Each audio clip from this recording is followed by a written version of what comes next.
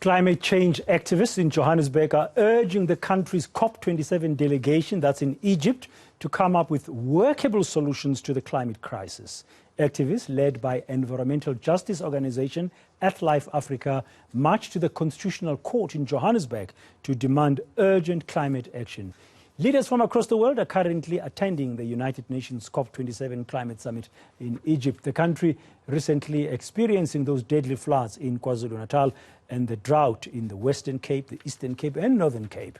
I'm now joined by Earthlife Africa's Program Officer, Ulrich Steenkamp. Mr. Steenkamp, good afternoon. Welcome to Today here on eNCA. So what kind of urgent action are you calling on the government to put on the table at COP27?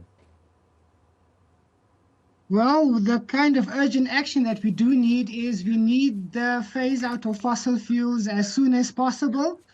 Reason being is that these are the major contributors to global warming or climate change.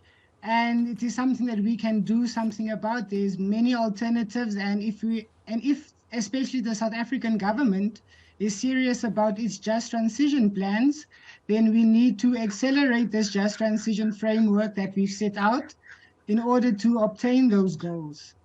Now, to accelerate the just transition plans, you're going to need funding. Currently, money is sort of being pledged left, right and center, but it's not coming fast enough. Yes, this is why if they are saying that this is an African COP and that therefore African government should lead at this COP debate, we will have to have these people that are representing the continent try and hold the northern states accountable for all of their pledges of financial inputs in the past, as well as what they've committed to currently in the present. We need to urge them to do so because Africa is experiencing twice as many climate change catastrophes with regards to the rest of the world. And Africa has contributed the least to the carbon emissions. I just want your view as Earthlife Africa. Should the funding be mostly in grants or in loans? What do you think? Well, grants would be the best alternative because, for one, we are not the ones that caused this climate change crisis that we're currently facing. So those that have caused this problem should pay. It shouldn't be loans because these loans will then end up with us having to pay not just the loans back, but the accumulated interest as well. And we are already suffering from economies that are unstable to at best, yeah. Yeah. So besides acceleration, what else do you want to see in the just transition? Well, what we really would like to see is also the inclusion of the protection of environmental activists. Many of these environmental activists fall prey or victim to attacks.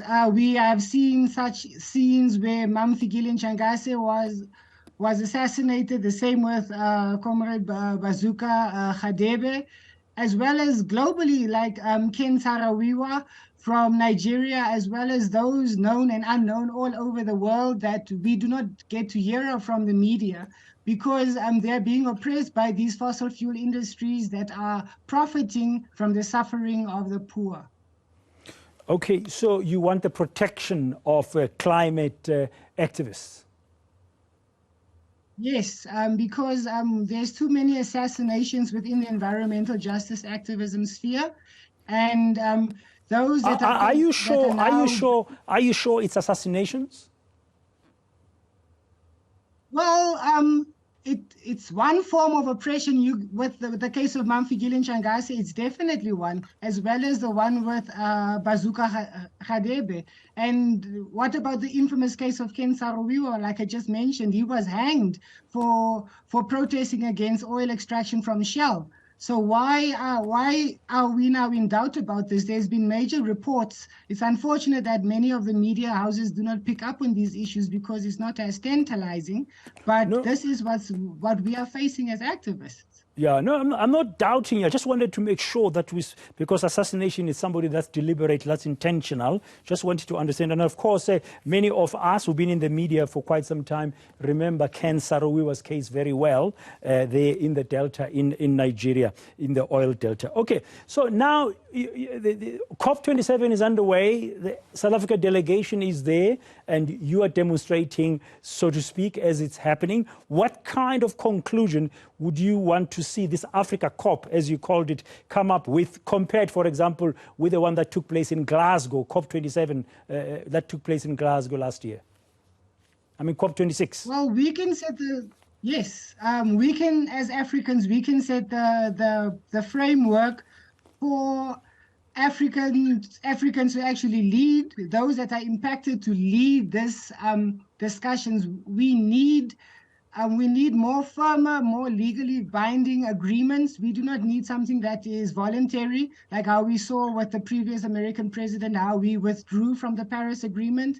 We are not capable of we're not capable of allowing these things to happen, because this issue is going to get worse and worse, and us in sub-Saharan Africa will face twice as many catastrophes as in other places around the globe, especially with regards to droughts. Yeah, finally, Mr. Steenkamp, and very briefly, just always comes to mind when we talk about climate change. I mean, you've got issues of poverty, unemployment, inequality, which are immediate issues. What's your thoughts, very briefly, about how you balance this and put this front and center so that the poor people can also see the benefit of making sure that we have better climate handling going forward? Well, this is where grassroots level education and also socially owned projects that are actually helping us mitigate the impacts of climate change, as well as those that help us to adapt to the impacts of climate change. So we need to have places where we can have socially owned renewable energy projects, where a community is in majority ownership of a renewable energy project, where they can benefit, or where there's actual technologies being rolled out where people can actually benefit, where there's lots of jobs being created, and not just jobs for well-educated people, but jobs where people from all walks of life can actually get a job, because we have an unemployment issue, we have an energy crisis issue, and there are alternatives to tackle both. But we are stuck following the money, and the money, unfortunately, is coming from the fossil fuel industry at the moment.